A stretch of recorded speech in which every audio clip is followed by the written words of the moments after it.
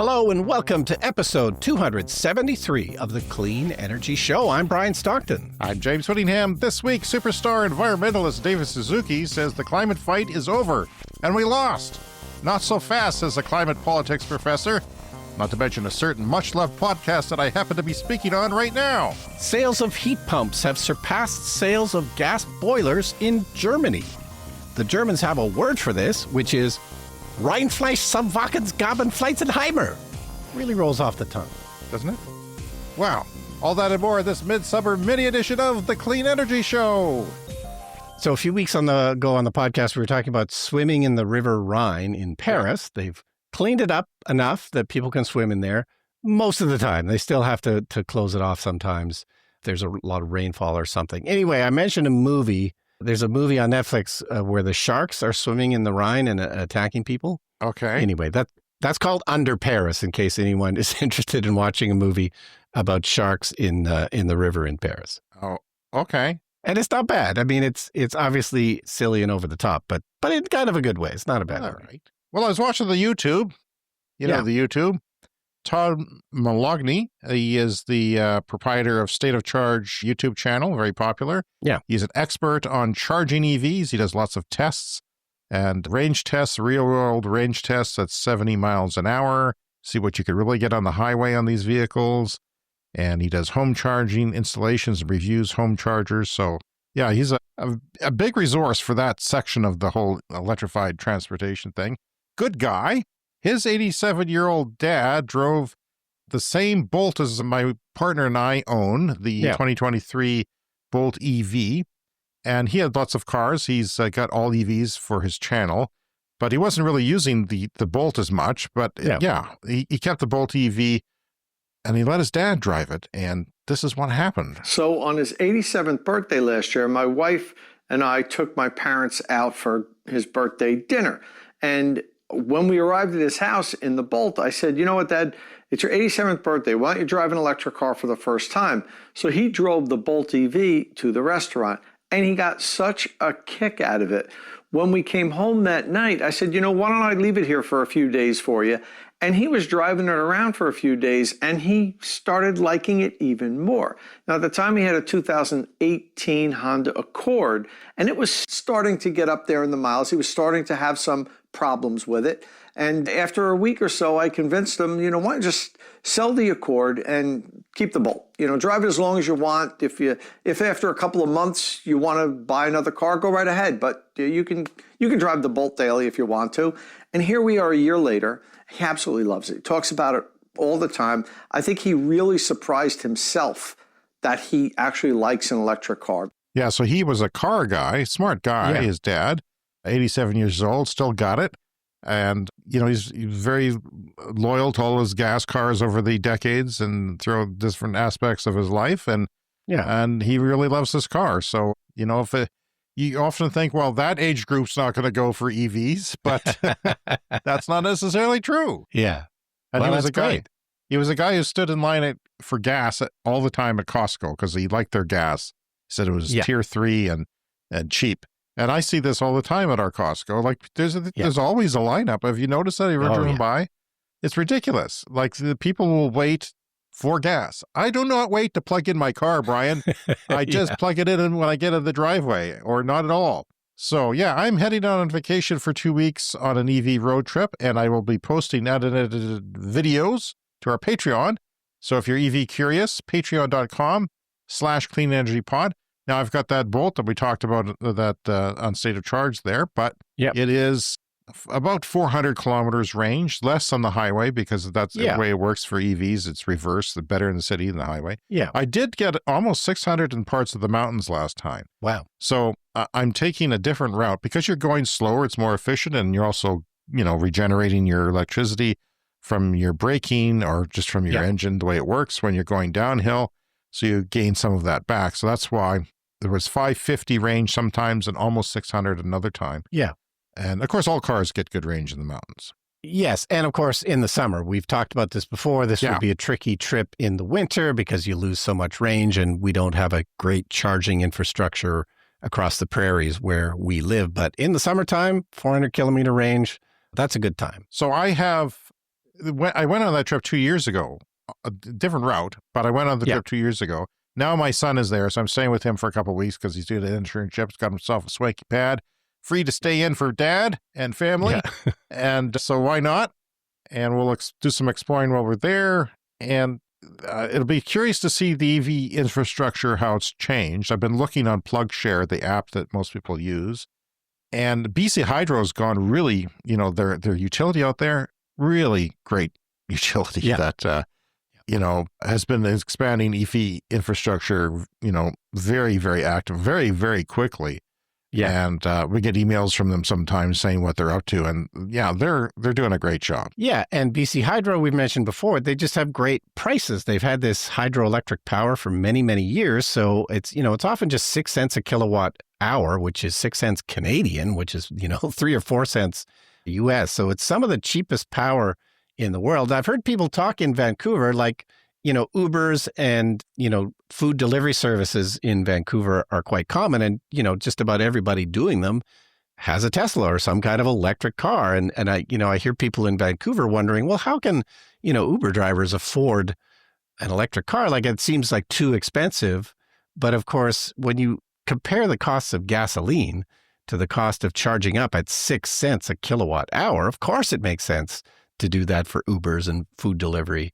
And gasoline is more expensive there in BC than it is here. So the difference between the two is quite huge. It's a bit like California. They have higher taxes on the gasoline and they're not refining it there and they have to transport it through the mountains to get it to the coast.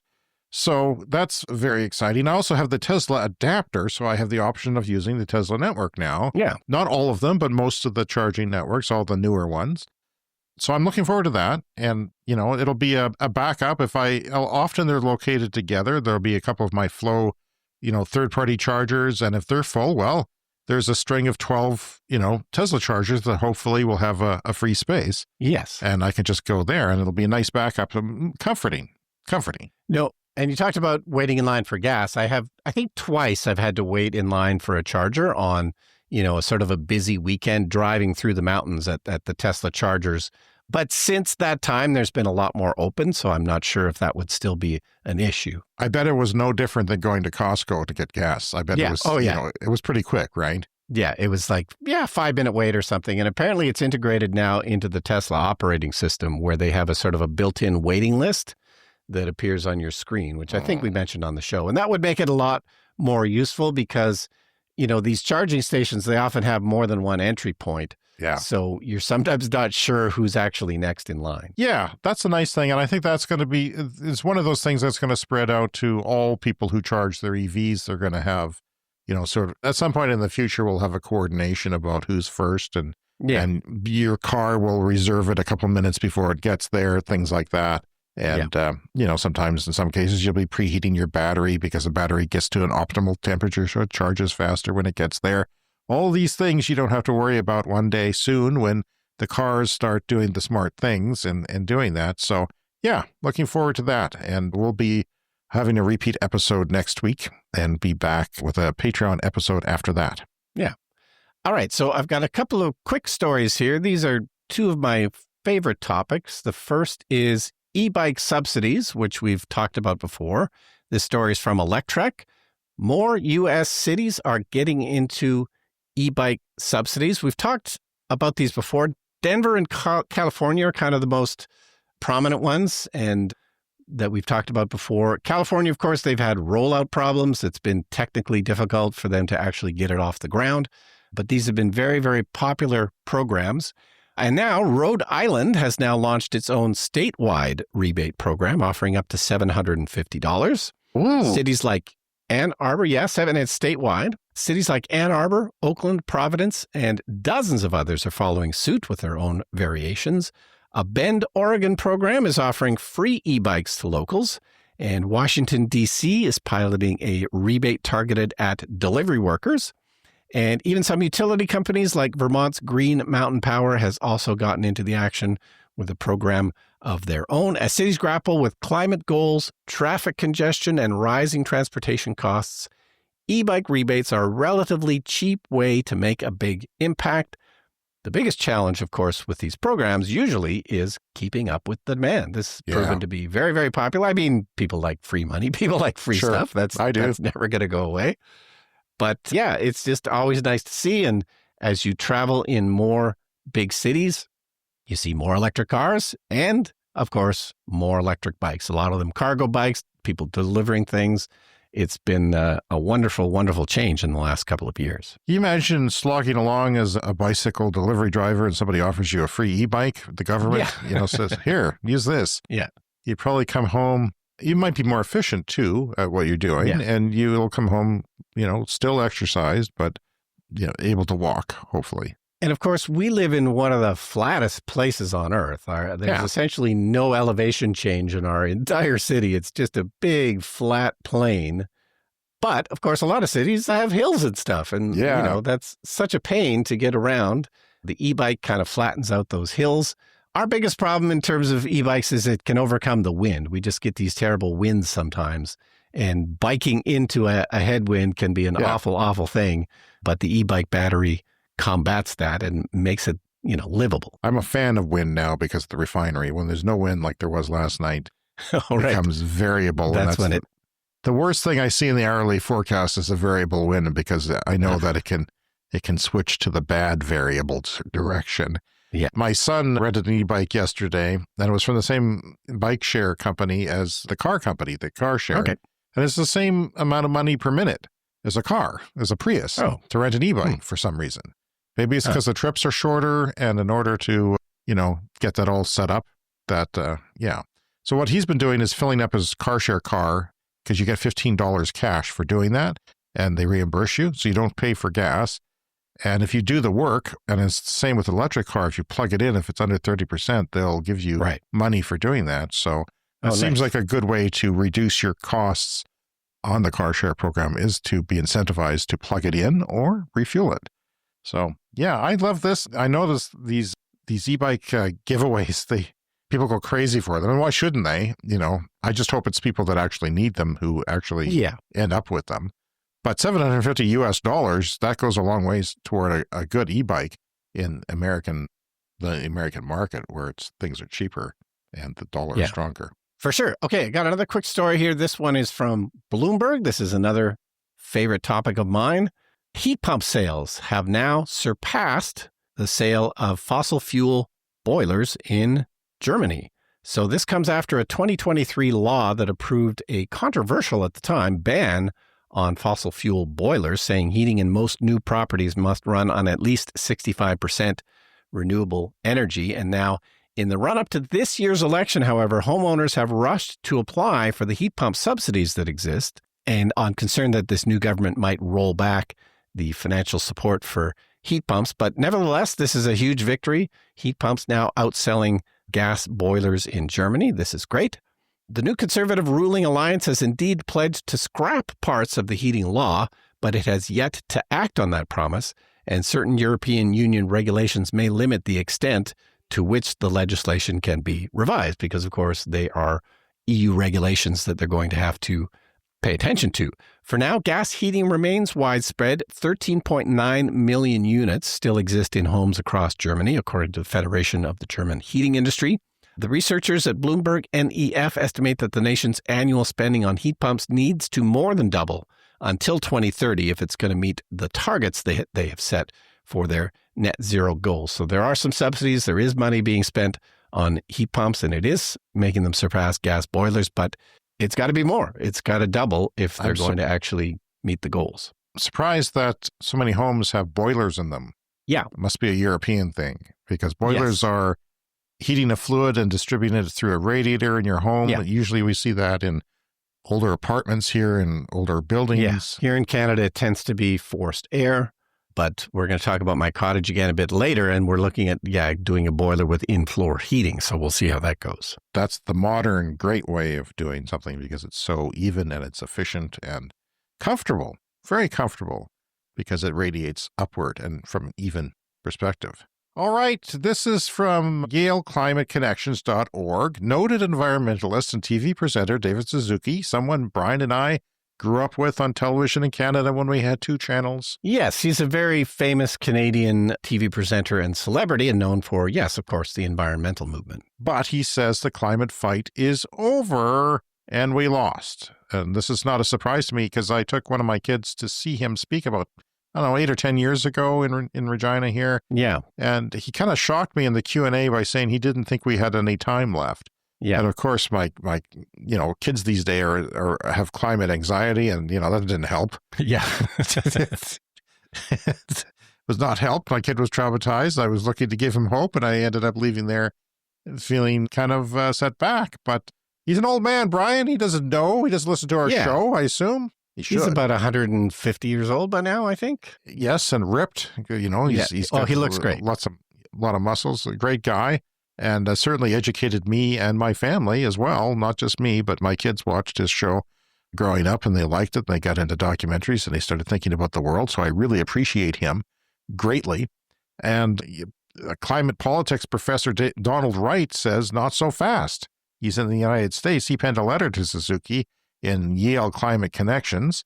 And Suzuki gave an interview recently where he said something that really shocked a lot of people. Of course, after a lifetime of climate advocacy, he told iPolitics it's too late, as in, the climate fight is over. Best we can do now is prepare for the worst. That quote hit hard to a lot of people, and Wright wrote a heartfelt, frustrated, but ultimately hopeful rebuttal that says, no, David, it's not over. Have you listened to the Clean Energy Show? No, maybe you should. Suzuki is not just a scientist, but a cultural figure, huge cultural figure in this country. Someone known for calling things like they are, never sugarcoating the truth. So when he says it's too late, people listen. And for many, that kind of statement isn't realism, it's despair dressed up as honesty.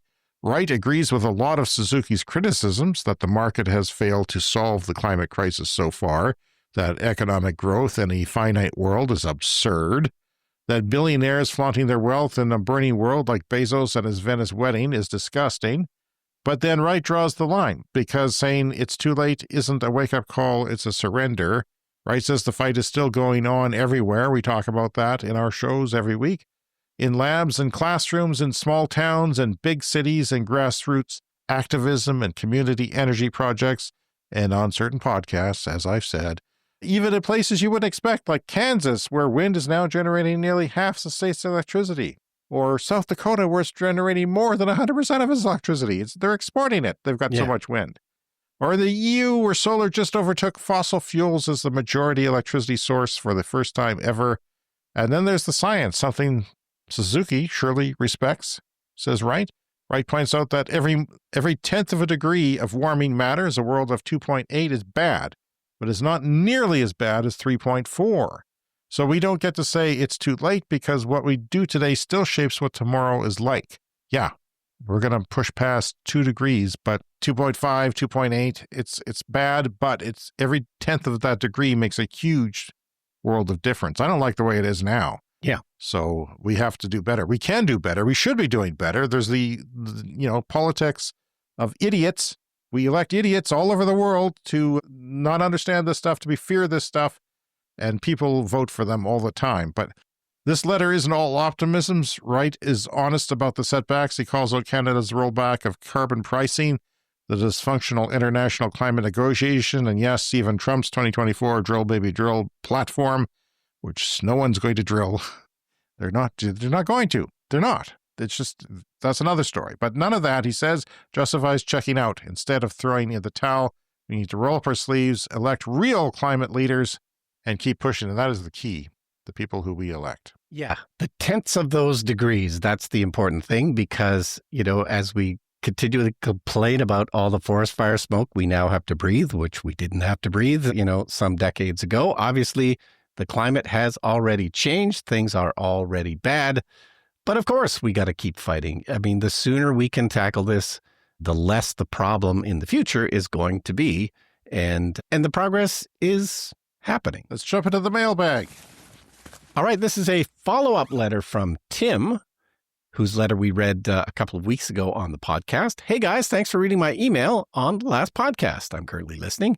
Yes, I neglected to talk about the passive solar potential with the hydronic system. As one part of your slab via the sun through the windows is heated, that heat can also be distributed by circulating the pump. I don't know if your municipality will allow it, but the cost of going geothermal when your lakefront is significantly reduced since you can put your loops horizontally at the bottom of the lake. This also avoids the increased demand as winter goes on, since the bottom of the lake will maintain temperature better than a ground would with a horizontal loop. Something I'm considering for my next build is doing a smallish sand battery buried close to the house using a used oil field tank that they sell cheap at auction and heating that with solar collectors and or excess solar electricity from the panels. Solar collectors are much more efficient per square meter than the PV. Thanks, Tim. So this is all in reference to my cottage project, which I've been talking about for years. It feels like I feel like I'm all talk and no action because we haven't started building it yet, but we've been talking about it for years now. We're getting closer, I swear. But yeah, the idea is to do in-floor heating, to do a concrete floor. You put the liquid pipes in the concrete, and then you do a polished concrete finish on it, and that's the finished floor, and the heat radiates up. I guess you can reverse it and do that for cooling as well. I don't know if I want to walk around in a house with a cold floor, but we'll probably have like area rugs and stuff. But yeah, I'm still not clear on what kind of heat pump we need. It'll be like a heat pump boiler, I guess, to do this kind of work. So that's still to be figured out in the future. But as Tim points out, so it's a south-facing property, and we're going to have large windows in the front. So we can presumably leave those blinds up in the winter, and you collect the passive solar into the house. It heats up the concrete floor, and then as long as you just have the pump running, it distributes all that heat to the house. So it's really a win-win. So you're still looking at rammed earth? Yeah, the plan is to have a rammed earth construction, and then it would have a concrete floor. How's your rammed earth project at your house, the ramp at your front, doing? Still okay? Yes, it's great. Yeah. So as a sort of a test project with our architect, he built a rammed earth wall in front of our house.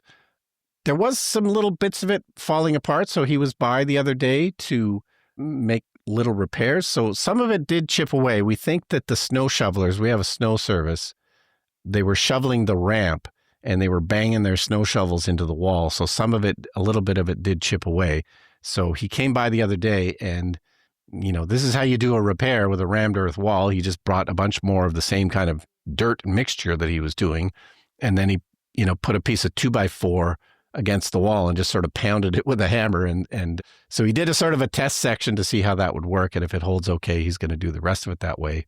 And then we're going to maybe put like some kind of a kick plate on that ramp so the snow shovels don't keep banging into it. Okay, that's a good idea. Yeah. But my point really was that it's a new construction, it's rammed earth, it'll be super insulated.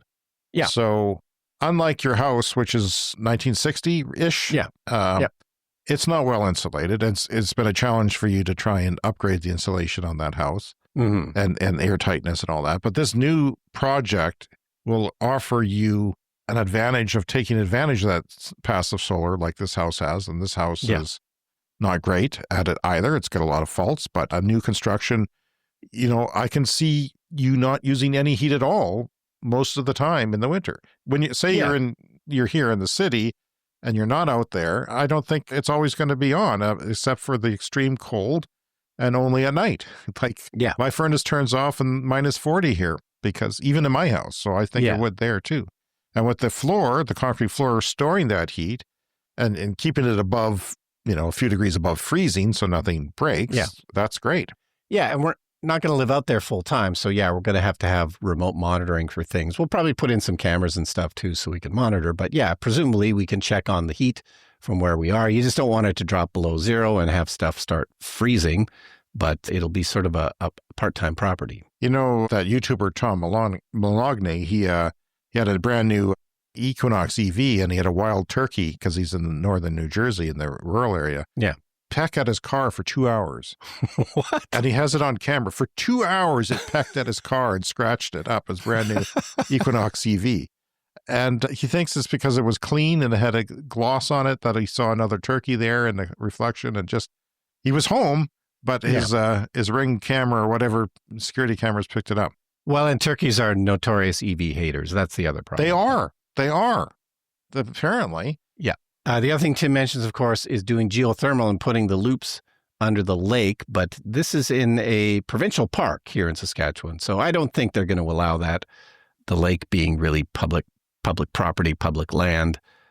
But yeah, we'll consider doing other geothermal, but I think it's probably just going to be more conventional. Yeah, and that's too bad. And I hope that 20, 30 years from now, policies like that, are more progressive. And because the place is going to burn down if we don't do something about it. And we want to protect our provincial and national and state parks and keep them in good shape. We love to hear from you. Contact us at cleanenergyshow@gmail.com. Anything that's on your mind, send us a letter. And we'll read it on the show, unless you don't want us to, in which case you could tell us. And we also love voicemails, online voicemails from speakpipe.com/cleanenergyshow. You can press record on your laptop or whatever, and we'll hear your voice. Join the conversation on our Patreon page and get access to additional content. And you can now support us for as little as $1 a month US. Ad-free episodes are one of the perks, exclusive access to our Discord server, discounts at our merch store, early access to our episodes before the public, behind-the-scenes material, thank you credits on our video podcast returning in the fall, and on our audio podcast once a month, depending on the level that you support us. And thank you to all who support our show. Coming up next is the lightning round. It's time for the lightning round. The lightning round is a fast-paced look at the latest headlines in climate, clean energy, and transportation. China added 212 gigawatts of new solar capacity in the first half of 2025, pushing total installed PV capacity past 1.1 terawatts. We started the show 5 years ago. We were fantasizing about a world that had 1 terawatt of solar. Yeah. China's got it. According to the National Energy Administration in China, in April, Appalachian Power told West Virginia's Public Service Commission that the company lost $40.5 million operating its 3 coal plants because it had to burn down excess coal because there was too many renewables on the grid. The actual loss was more than double that figure, though. California-based organic photovoltaic startup Next Energy Technologies has installed a building-integrated photovoltaic facade featuring its OPV coatings. Now, why did I mention this? This is one of those things that's mentioned all the time. Yeah. People love to jump on. This is the solution. This will finally fix everything. Yeah. We talked about this occasionally for years. Somebody's actually doing it now. That's why I mention it. Yeah. So they're actually doing it. Located at the company's headquarters in Santa Barbara, the installation features 6 transparent windows, each measuring 40 by 60 inches. Think big architectural style windows in a office building or a business. Look, the company estimates that while leveraging existing infrastructure, its facade can generate enough electricity to offset 20 to 25% of the energy consumption of typical commercial properties. Yeah. So that's without seeing any of them. Yeah. So this is the idea of just building the solar into your existing building, which, as you say, people have been talking about for years and decades even. Will never maybe be the major solution, but hey, if you can get 20 to 25% of the energy from the property, why not? Time for a CES Fast Fact. There is approximately 10 grams of microplastics in every human brain. Oh, I'm sure I've got more than that. If you have fossil fuels in your head, Brian, you can't get them out. Yeah. I'm I've got at least that too. 30, 40 grams of microplastics in my brain. At least you can feel it in your head when you raise it up. Yeah. Another CES Fast Fact. 1 billion people in Africa still cook with basic fuels like wood, charcoal, and dung, contributing to over 800,000 premature deaths a year, mostly women and children. That sucks. Yeah. And, we're working to change that. Mexico is now China's largest auto export market. Mexico. In June, Norway EV sales were at 97.7% share of sales. Now, that is all cars with a plug-in. Yeah. 97.7% as they phase out the sale of fossil fuel light-duty vehicles. Sweden's EVs their share of vehicles sales are at 65.3%. Ethiopia is number 3. Wow. Ethiopia at 60% because they said, hey, we're not going to screw around with fossil fuels anymore. They're screwing us. We sell them fossil fuels and they sell it back to us at high prices. And the guy running the country said no more. So no more generators, hopefully, too. That is incredible. Ethiopia is at 60%, and they are number 3. China is behind Ethiopia at 53% and itching upwards. UK's EVs are at 36%, Germany 28.4%, France 24%, and everybody else is below that. The oil and gas industry has played an outside role in shaping an Ohio carbon capture bill. This is laws that the government in Ohio, United States, have come up with, and guess who is involved in that? Oil and gas. From drafting legislation to courting lawmakers as sponsors. That's on Canary Media. The global nuclear power in good years adds only as much net capacities as renewables add every 2 days. In a good year, we add as much nuclear capacity as we do every 2 days with renewables. But no, we need nuclear. How many cigarettes are you indirectly smoking due to air pollution levels? Using Berkeley Earth's rule of thumb to calculate the number of cigarettes people are indirectly smoking is based on that study. Delhi in India, 1,797 cigarettes. Yeah, so this is an equivalent based on the kind of pollution that you're sucking into your lungs where you live. On an average basis. And I will say this morning, our air is 50% of what New Delhi is. Yeah. On an average basis. That's not good. And that's just because of forest fire smoke on a good day. This is a good day for us now. As the day where I say, well, I can open the windows. It's only at like 53. Yeah. On the U.S. Air Quality Index. Lahore, Pakistan. Let's see. It goes down, down, down. There's a lot of places with bad air and a lot of cigarette smoking going on. That is your particulate matter of 2.5%, 2.5 size particulate matter pollution in cities worldwide. From MarsTechnica.com, Tesla is the least trusted car brand in America, a survey finds. And finally, this week on this mini episode, the writer of that letter to David Suzuki wrote that Suzuki inspired him with his previous messages. Here's a passage before we set sail into the depths of summer. 20 plus years ago, he says, you wrote something that has stayed with me. It's as true today as it was then. Quote, the way we see the world shapes the way we treat it. If a mountain is a deity, not a pile of ore, if a river is one of the veins of the land, not potential irrigation water, if a forest is a sacred grove, not timber, if other species are our biological kin, not resources, or if the planet is our mother, not an opportunity, then we will treat each other with respect. This is the challenge, to look at the world from a different perspective. Brian? And wonderful words to end the show on. You can contact us, cleanenergyshow@gmail.com. Around social media, we are Clean Energy Pod. And of course, our Patreon, patreon.com/cleanenergypod. We always have that merch store as well. And remember to hit the follow or subscribe button in your podcast app for new episodes every week. And thank you to Patreon Clean Club executive members, Green Bastard, Brett Rowley. We'll get to the rest of you, I think, after our repeat episode next week, and give shout-outs to those people who get that on one of their perks. We have a rerun next week as I get back from vacation, and on Thursday we'll have our Patreon podcast, more than likely, come out. That is for Clean Club members on our Patreon levels there. You can listen to the first 10 minutes for free. Patreon.com/CleanEnergyPod. We'll see you again for our next regular show, August 20th. Keep enjoying your summer, unless you're down south and you're still enjoying it too in Oceania. Cheers to everyone. See you next week.